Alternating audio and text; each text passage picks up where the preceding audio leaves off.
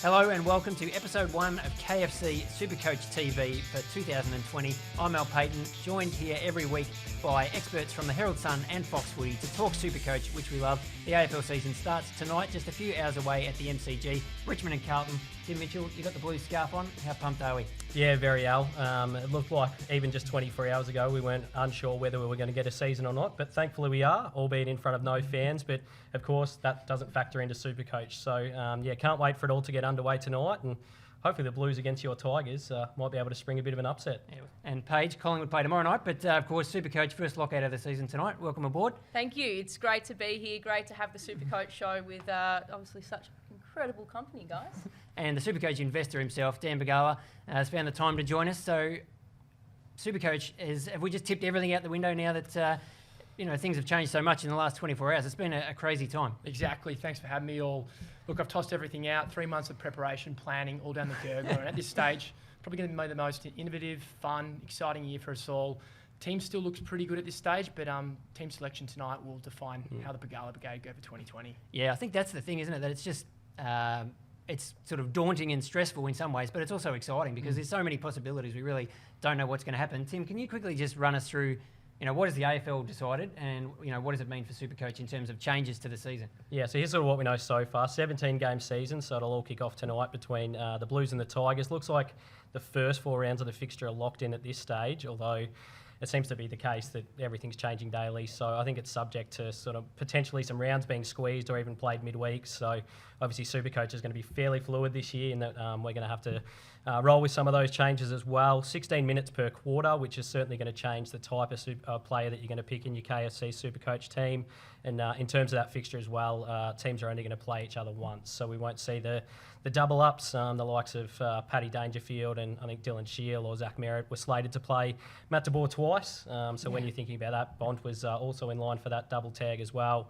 You don't have to consider those sort of things when naming your teams as well. So there's some important things to factor in as we roll through the round 1 lockout. And some changes for SuperCoach. Well, one thing that has changed is prices will change after 2 rounds now. Rather than 3. So just with the shorter season, we can sort of still accelerate that price changes for our rookies, etc. So we can see them go up in value and trade them, which is what we love. But only 30 trades. Keeping the 30 trades, which is what we had originally. But obviously with less rounds, that means probably more flexibility to maybe take a few more risks. Is that how you see it, Paige? I think so. I think definitely this is the year now to kind of, you said, Tim, you throw everything out the window. Everything we thought we've been planning for the last 3 months is gone. So really now you can have a bit of fun with it. It almost takes a little bit of pressure off in a sense because everyone's now on the same level playing field. I mean, we're all pretty rusted on fans, aren't we? So all of a sudden it's kind of thrown the season wide open for us. And it's definitely made me rethink how I'm going to sort of come up with my strategy heading into the season. And as you said, 17 games, shortened quarters. Really, you're kind of looking for almost points per minute players now with a bit of time on ground kind of thrown in there too. We'll talk to that in a second, Dan. You're the man to talk about that sort of stuff, but just we'll quickly mention the leagues.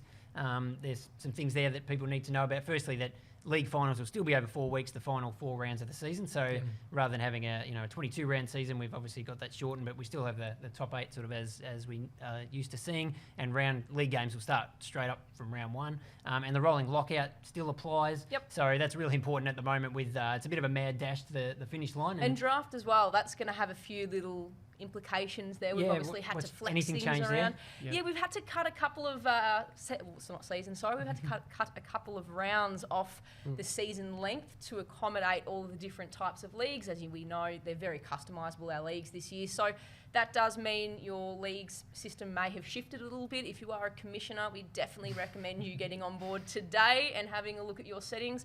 And if you do need a hand with any of that, guys, you can hit up the Contact Us form and we'll be able to hop onto that and help you straight away. But I mean, if people had a draft, it still all applies, doesn't it? Like, it's absolutely, it's still going ahead. The only thing that is different now will be the season length. So the scoring remains the same, everything remains the same, your teams are still intact. All that is different is the season length and the structure of how your league is set up. We won't be playing through the buys either. Well, that's definitely the biggest thing, isn't it? I think people expected when the AFL came out to see some huge changes to KFC SuperCoach, but that really hasn't been the case. So for the classic game, Obviously, we've tweaked it slightly to make it almost as an authentic experience as possible. You keep the 30 trades, but the price has changed that little bit quicker, so rookies are still relevant. And then obviously there's only a shorter season in draft as well. So hopefully we've made it as close as we possibly can over what's going to be an unprecedented season, really, to your typical type of SuperCoach experience. But I think, as the guys say, especially for the casual KFC SuperCoach players, the biggest thing this year is that we can almost play without any risks, really. If you save trades for 2 rounds, you can trade liberally for the rest of the year. You've got 30 trades to use over 17 weeks, and you can probably take a few more risks than you have been able to in your strategy in previous years. And with a 17-round season, there's no buys, so that often catches people out. Yep. And so it's a little bit of a blow for the real hardcore players who spend ages calibrating their team to make sure they've got enough players each week during the buys, and sometimes that's when they can really get the jump on everybody else. But that's probably not going to happen this year. Dan, what people really want to know is who should we be picking? Yep. When does this change our calculations with, guys who can really score quickly, do we think? Or if you're maybe more or less injury prone, which way are you going? Well, the 4 factors I had a thought about, and I've only had 24 hours to go through this, and I've been trawling through Twitter and other sources to find some information, but I'm going with durability, and that's how many players can get through these 17 games. Can they get through games on quick turnarounds? Can they get through those soft tissue issues and those niggles? So that's looking at the likes of a Nick Nat. I know he's a high PPM player, but Josh Kelly, can they get through these games when the going gets tough and they get squeezed? The next thing, as Paige really touched on really well, was the points per minute. So Nick Nat, historically, when he's played a season, is a 1.4 times points per minute player. I mean, he's an out-and-out star in front of Gawn, Grundy, and then Daylight to the next set of midfielders. So can we trust him? I don't know. I'm personally going to take Gawn, because if Gawn flops against him on Sunday, I'll bring him in round 2. So that's one way to move it. The second stage is the flexibility of trades, and that's something we should be really confident on. We'll be able to move players in and out each week. It'll be fantastic, it'll be exciting, and it'll be engaging. So I'm looking forward to that part. And the final thing, to jump out of the blocks, we know we've got 4 weeks of games. So I went through the mids and I ascertained who's got the best average against the upcoming 4 opponents. The likes of Titch, Danger, Fife, they were the absolute standouts, 120 each for all of their upcoming 4 opponents. So I think if you want to jump the gun and really push up that ranking COVID curve, I think you've got to look at those players and really do your research in the next 5 to 6 hours before lockout starts to occur tonight. One couple of questions. We should tell people that you can ask questions, of course, live on the Facebook feed, and there's a couple already asking about the 3,300 point rule. Yep. So if people aren't aware of that, every SuperCoach game, the points add up to exactly that figure, or very close to 3,300 points, using that champion data formula, because they want every game to be sort of basically equal, and that is still going to continue. So I was looking last night at actually some AFLW games, and the sort of SuperCoach scores that you get from those, where they play 15-minute quarters, so I don't think it's going to be not quite this extreme, but there you get some super high scores. There's players who are averaging over 200, and then there's players who score really low. So those extremes are going to be sort of accentuated. So that's something to bear in mind this year as well. Yeah, definitely. I think a big factor will be accumulation against influence. Yep. And I think you want players that influence games quickly as much as anything in your team. So you're looking at the likes of, that's why a lot of people are now looking at Nick Natanui, because when he's on the ground, he has such a big impact and scores points quickly. Yep. You think of midfielders like, Marcus Bontempelli, Yep. in a couple of touches, he can change a game pretty quickly. So they should be the sort of players that you're targeting now, as opposed to, I'm going to certainly prioritise them over the guys that score most points from accumulating. So Lachie Neale's going to have less time, for example, to have 50 disposals. If you cut out 25 minutes out of a game that he would have otherwise had. So I think that's certainly the sort of thing that you've got to toss up. But On I think that'll be a key factor. Do you think that means that players like Toby Green, John DeGoey, Pat Lipinski, these guys that come in for burst minutes through the midfield then become even more relevant? Yeah, definitely. And kick goals. Exactly, yeah. I think they're the perfect type of player. Now, Toby Green is one that, if you wanted to free up a bit of cash in your forward line and maybe downgrade Lockie Whitfield, who's $94,000 more than Toby Green, that might be a good way to free up a bit of cash and potentially say start Max Gawn if he's not sitting at ruck 2 at the moment. I was going to go around the table quickly and just talk about our teams. We're not going to talk about every player, but maybe some of the big names who might have come in or out in the last 24 hours. Are those guys you've just been talking about? Nick Nat, are you prepared to take the punt? Yeah, well, ruck 2's a big consideration for me at the moment, whether it's Gawn or Natanui. It's going to be one of those two. Not sure which yet. I'm sure a lot of people are sort of tossing the coin on that decision at the moment as well. And the midfield's probably where I've made most of the changes in my team, although it's going to come down to round 1 selection now, isn't it, really? So we've got some promising news with the likes of Ben Cavara debuting at the Western Bulldogs, which is great to see. So he looks like one based on his VFL numbers from a couple of years ago when he averaged 97 ranking points. Could be an on-field rookie potentially up forward, so that could be a pretty handy debut for the Western Bulldogs. But I think, probably the midfield premiums and the players that influence games is where I've made the biggest changes. Getting a guy like, I know he had some durability issues, but Josh Kelly, when he's on the ground, racks up points for fun. So he's the type of player that I'm looking at based on that. And also when we look at the fixture, the games that we actually know about, we know Geelong plays GWS in round 1, so that means Dangerfield. In my team, I've swapped Dangerfield for Kelly just because if he cops a tag round 1 and all of a sudden, he scores one low score, that could, that's sort of exponentially worth more than it has been in the past. Yeah, I think you can get Patrick Dangerfield and Clayton Oliver round 4, round 5 after they've had Matt de Boer for, well, hopefully 50,000 cheaper. And considering you've got 2 trades every week, you can do that pretty easily, and you might have an M5 or an M6 pretty quickly for the rest of the season.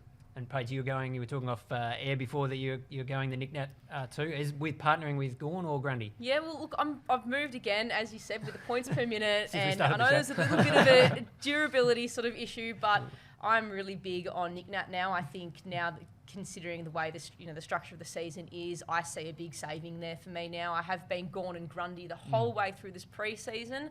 I've scrapped that now. I've gone with Grundy number 1, and partnering him will be Nick Nat. But I'm also toying with bringing, as I mentioned before, Jordan De Goey and Toby Green into my side as those big burst type players, and that has seen a bit of a restructure through my team, and as Tim said too, a bit of through the midfield action, I think. Is there a risk here, Dan, though, leaving Gawn out? He scored about 70 points in a half in the Marsh series, so he can score quickly. Yeah. And I caught up with him on the Alamein train that's line right. a couple of weeks I was ago, and he said reminded he's of that. cherry ripe for round 1. So he's playing. I think Nick Nat and Gawn are actually matched up against each other in yes, round they 1. are, So it's yeah. going to be a big call which way you go. Oh, that's just going to ruin everything. Well, I love the liquidity it creates. It's about 300 grand, let's just say. But I think that it's going to be very challenging if Nick Nat doesn't light it up, and to get from him back to Max Gawn, very challenging. That'll take 2 trades. You have to free up 300 grand. I think that's very hard. I'm happy to take Gawn in. Doesn't affect my team all that much. If he doesn't perform on Sunday, I'll just arbitrage and bring in Nick Nat in round 2. I'll get him for his first price rise, and I'll get to have a look at him, because at the moment it's a very sceptical decision for me. But outside of that, I've had a look at guys like McCluggage. Really liked his preseason. He helps me save some money in the guts. I can deploy that cash elsewhere. And I'm starting to have a think about Viney. I know it's nerve-wracking, but he got demoted from captaincy. He's inspired. He's gone under the radar, and he averaged 148 points per minute during the March series. That foot looks pretty well healed, doesn't it? Yeah. He's flying looks heavily fit. under the radar. Big Yeah. one for draft teams as well. Viney. Yeah, if you picked him, you'd be doing well. So we'll talk. We'll get to some questions shortly, but quickly on the teams, we do have the teams for Richmond and Carlton tonight. That's obviously the first game of the round, the only team that's in so far. But it was pretty good news for super coaches when they came out. Dustin Martin obviously picked, although he was at full forward, so that was interesting whether he'll start there. Marlon Pickett, obviously, in the Richmond team, he's the most popular player in Supercoach. I think he's in about 75% of teams. That might have even gone up after last night. Should be higher. 100% of really. teams, really. What are we doing? Yeah, so he scored, for people who haven't been paying attention, scored 96 in the grand final, but that's not factored into his price because it was sort of outside the home and away season, so that's an absolute steal. And for Carlton, Doherty's back, very popular, scored 100 in the second Marsh game, and hopefully he can get back to the numbers of a couple of years ago when he was a number 1 scoring defender, obviously at a big discount after being out for a couple of years. And Patrick Cripps, obviously named for the Blues. Was there anyone else from that game that caught you right? Tom Williamson, Callum Coleman-Jones were a couple of rookies who were maybe hoping for but didn't make the final cut. Yeah, no, I don't think so. Unfortunately, like the Blues, the last couple of years when they've had sort of those high draft picks, have probably been a more relevant Supercoach team. They're not really, and well, Richmond, unless you're outside Marlene Pickett and Dustin Martin, I don't think there's probably too many others that would be in more than 5% of teams really, Al. So I think probably the one is Jaden Short if you're playing Yeah, draft. interesting. So that was the other teams thing probably to mention is that Basher Hooley is out Yeah. with Definitely. a calf injury, and so there's a bit of a worry on him from a Tigers point of view, but yeah, that potentially brings Jaden Short back into the frame. If he's going to be taking those extra kick-ins, 6, 7, 8 of those a game, and all of a sudden that's going to up his points outage, and he's more of a draft player than he is a classic one. So if you don't have him and he might be on your waiver wire, he's certainly someone to consider. If you do have him and he's stashed on your bench, you'd almost just kind of pop the emergency on him and see how he rolls in tonight if you want to take that precaution. But otherwise, whack him on field because I think he's just going to rack up the points tonight. I don't mind him as a classic option because how many players can Very you unique get? How many too. players can you get at that price that have and I know it was only once, but have averaged 85 in a season. Yep. So you've got Dylan Robertson, who's 260, but outside him, I can't think of too many that have Well, it's averaged short, 85 points before. 340 odd. So he's around about that 340, 350, which is quite an awkward starting price, but certainly shown us before that he can average pretty decent numbers.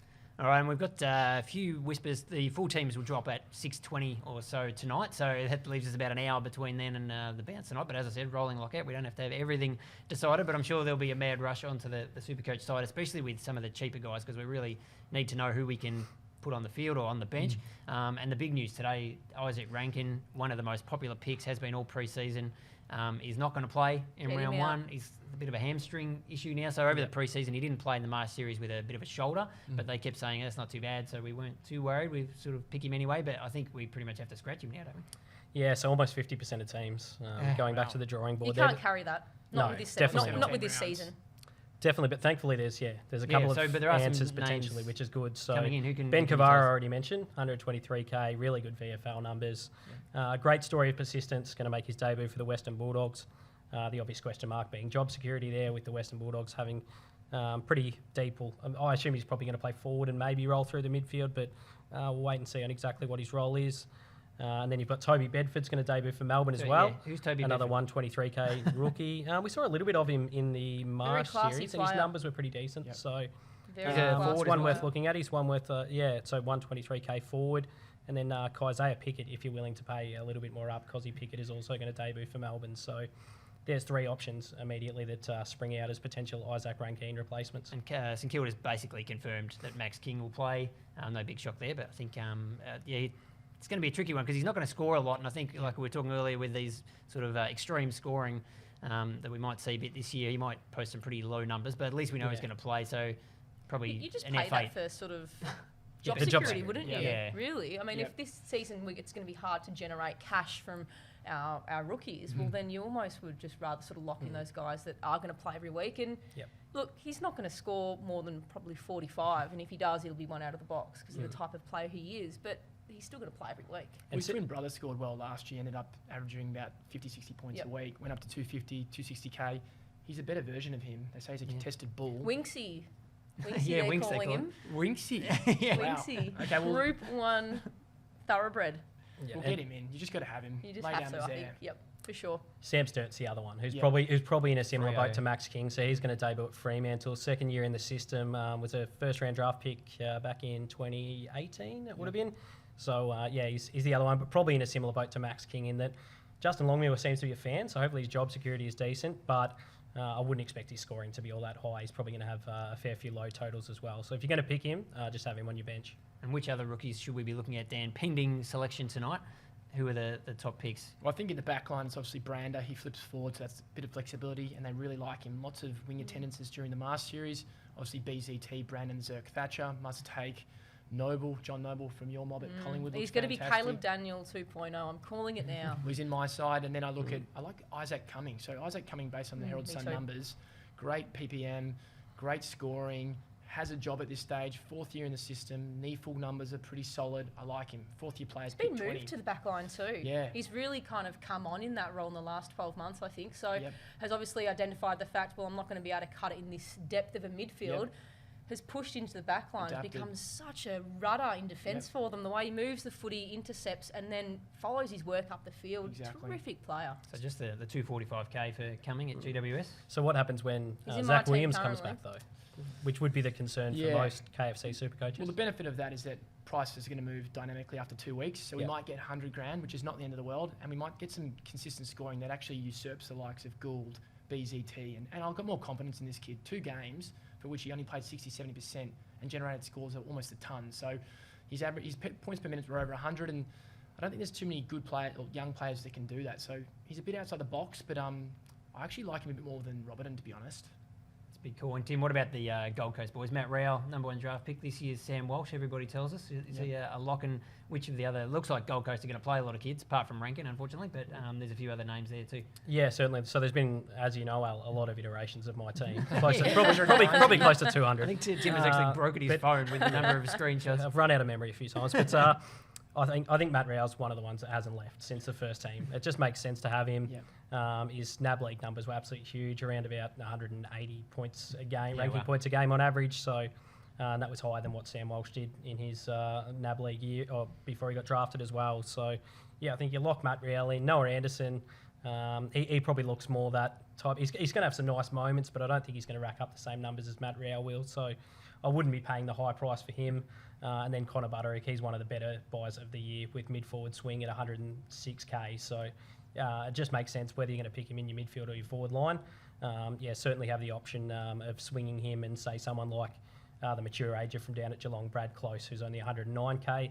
I know we might not see him early on in the season, but certainly if teams are going to have to call on their depth, he's the type of player that might get a look in for the Cats. Jeremy Sharp is another one to keep an eye on at Gold Coast if he gets picked. I think 117k midfielder. He's sitting on my bench at the moment. But you mentioned Butterick just at the 106k DPP, ticks all the boxes. Pretty much I think Stuart Dew said he's going to debut. We'll see the teams finally tonight, but assuming he is, I think we can call it. He's the shut up and take my money. Big time. KFC. You don't have to take too much money because he's only 106k, but he's our cheapie of the week, I reckon, for round one. Yeah, well, he would have gone higher in the draft if Gold Coast hadn't had some concessions to get academy kid.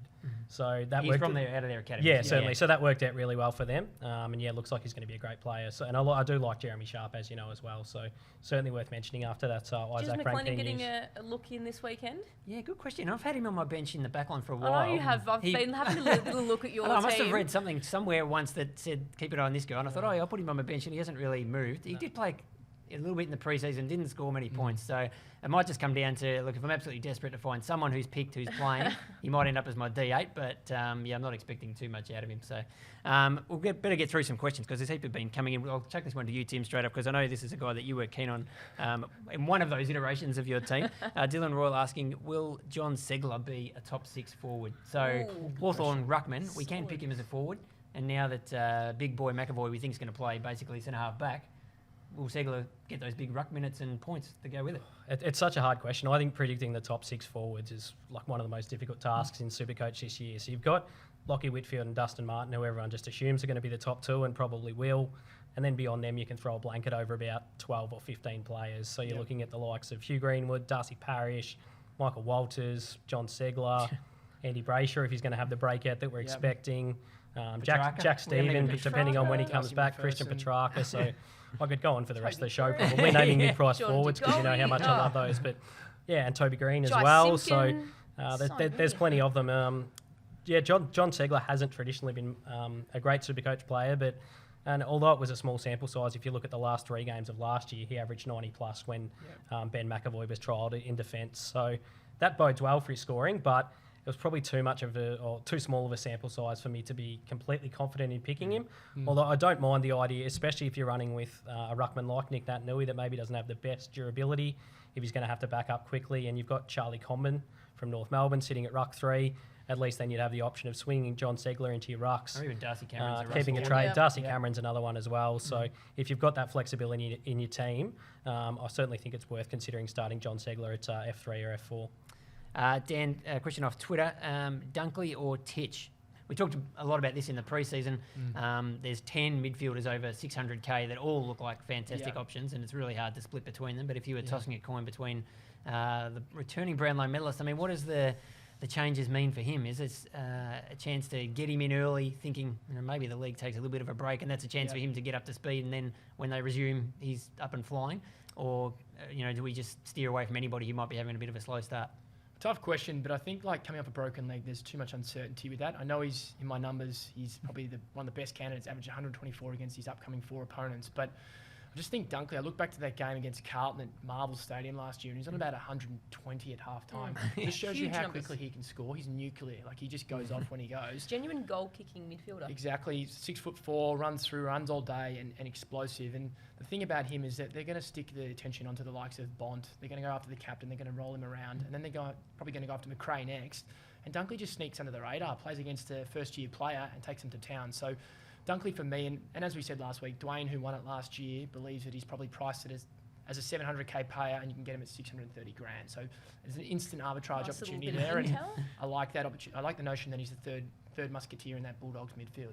Yeah, well, he basically moved into the midfield in about round 7 last year, and I think averaged 128 from there on. So if he was priced on that average, he would be up around the 700k mark. Between that midfield as well, they averaged those 3 players you just mentioned. They averaged 89 disposals between each other per game last year. So they love to share it. They love to share the Does footy. the fact that there's no buys mean you can just pick all 3 now? Well, that's a serious question that's worth considering. Can you actually make a suggestion to, is there a cause to start all 3? I had all 3 at once stage anyway when there was buys. Of course so you did. I should Of go course to me. you I've got did. 2 of them. I don't have Marcus Bontempelli at the moment, but only because I'm wary of Matt DeBoer in round 3. That's actually a point. Be happy to get different him flex, just isn't after. it? It is. Imagine that. Imagine facing up a team this weekend that's just flexed with all 3 Bulldogs fronting up. Do the Magpies tag at all? Levi No. Greenwood, where's he? Levi Greenwood's. I don't. He's, Well, that he's was your injured. idea, considering the uncertainty of the world we're living in at the moment, to just pick Richmond and Blues players and then see what happens tomorrow. Well, they're The world is changing so much every 24 They're going to go hours. head to head. There's no Trelaw, so it'd be interesting, that's for sure. They love to share the footy, the doggies. Well, another question Matthew Murphy's asked, a bit of a strategy one, which sort of relates to this a bit too in the midfield. Are we all still going with the 5-gun? I've seen early on we had people going 6 guns in the midfield. Or is everyone Lex sort of chopping it probably back at to... about 8, isn't he? Left dog's probably at about 8 deep through the midfield. Or have we all gone back to 4 and maybe trying to find a bit of value in that 5th position with someone like McCluggage is a little bit cheaper, or Sam Walsh Jack or Viney. Viney type to spread the cash a bit? I've personally played with that a lot. At the moment, I do have McCluggage sitting at F5. I downgraded Neil. I wrote yesterday, I downgraded Neil based on obviously discussions we've already had here to McCluggage, who I think is probably a 10 to 15 point better scorer. No matter what. A really strong goal kicker too.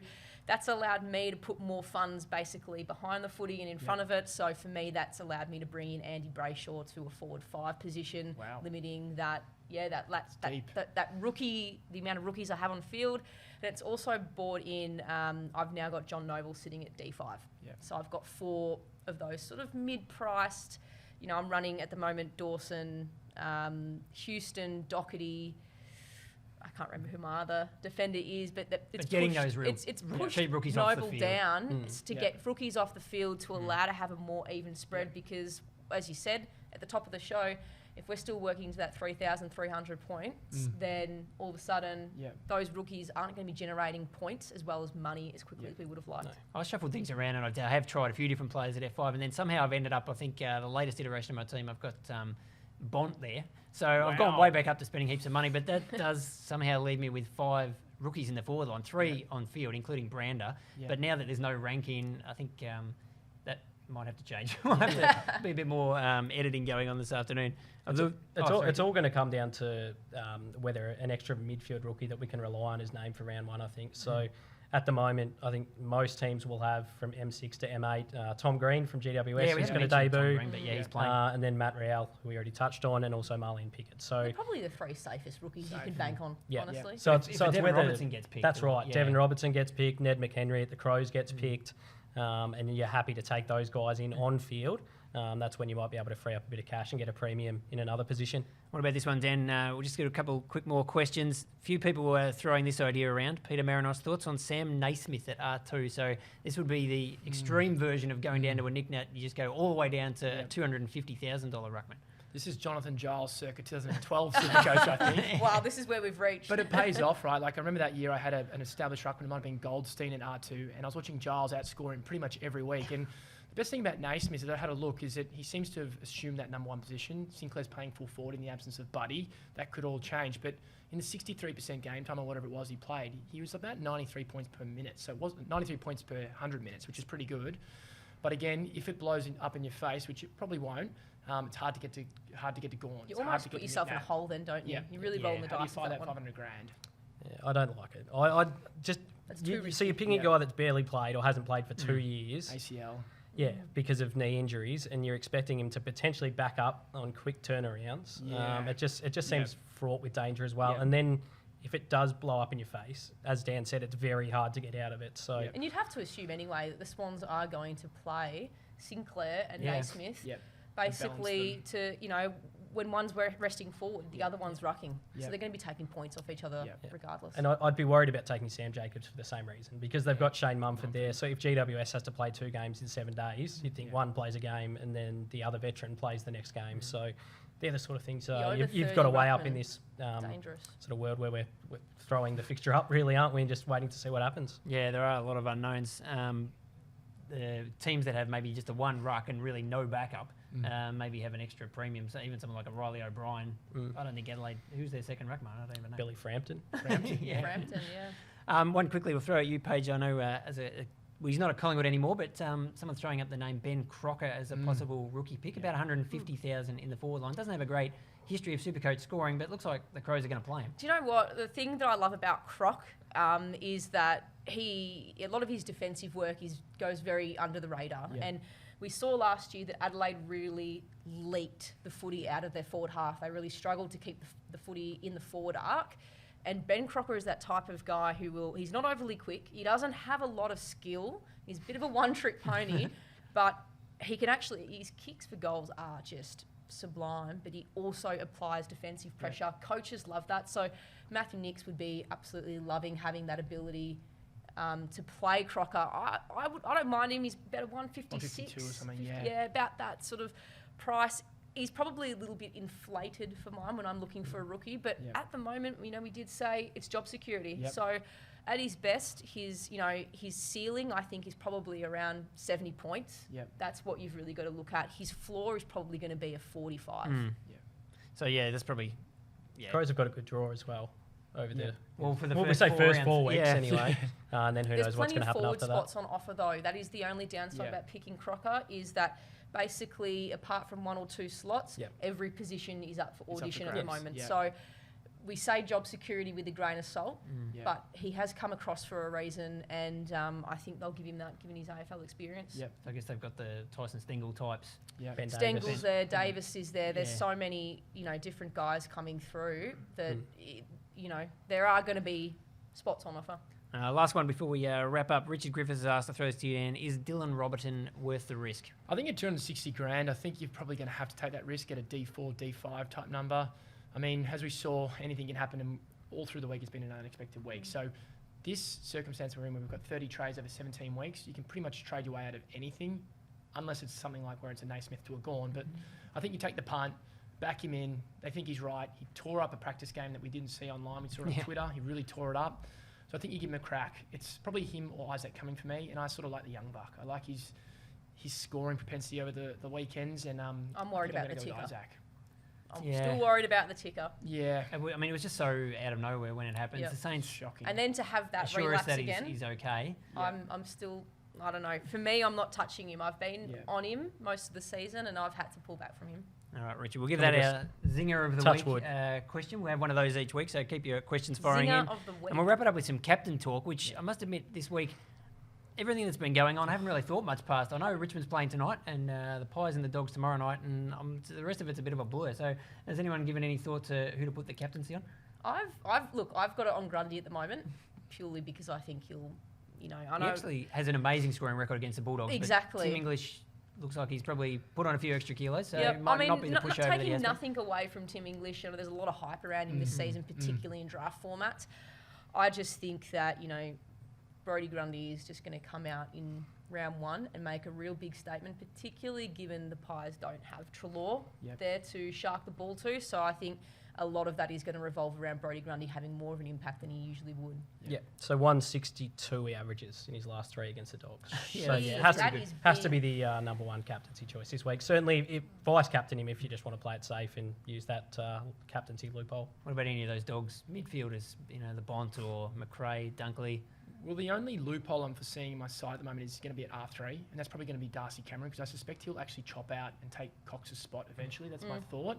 So that means I've only got tonight's game to have a look at. And who do I go to? I go to my boy. I go Patrick Cripps, 25 years old yesterday, 6'4". Did you send him a birthday card as well? Yeah, I think it's something on Instagram. Did He you didn't reply though. put a bit of like your cologne on Yeah, there, I a bit of did. hair? That's and- exactly what yeah, I did. thought But so. at 6'4", he's foaming at the mouth, ready to go. The only threat to him tonight, Foaming at the mouth. he's ready to go. Wow. And it's not because of COVID. But the only thing that scares me about that is because the grand final hero, Jack Graham, we know what he's capable of. He's a fantastic tagger. He's the only threat in that example. I think he's the one that I'm most nervous of tonight, but Cripps gets VC. And with no... I like it. We haven't talked about it. I mean, it's really unknown. There's no crowd. Is that going to, change someone who's really has the white line Dusty. fever? Dusty, for example.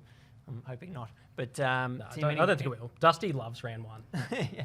I know that normally there'd be 95,000 there and he'd want to put on a show, but you look at his scores in the last couple of games against the Blues, certainly the round one fixtures, 109 and 139 he's had in the last couple of years, so certainly wouldn't rule him out. He'll probably be my vice-captain into Brodie Grundy.